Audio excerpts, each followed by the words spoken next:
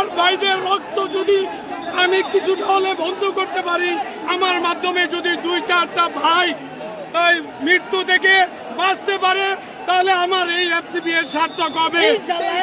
এই বিদায় সকাল 8টা থেকে আমরা Suhrawardy medical college, Dhaka medical college, Shaheed Minar আশেপাশে আমার টিম সেখানে সবসময় ছিলাম এবং আমরা ট্রিটমেন্ট দিয়েছি। আমরা চেষ্টা করছি ফার্স্ট ট্রিটমেন্টটা এখানে পেয়ে যাতে ক্যাজুয়ালিটিতে যায়। দুঃখজনক হলেও সত্য, আমরা medical team, trauma response team, rapid trauma response team.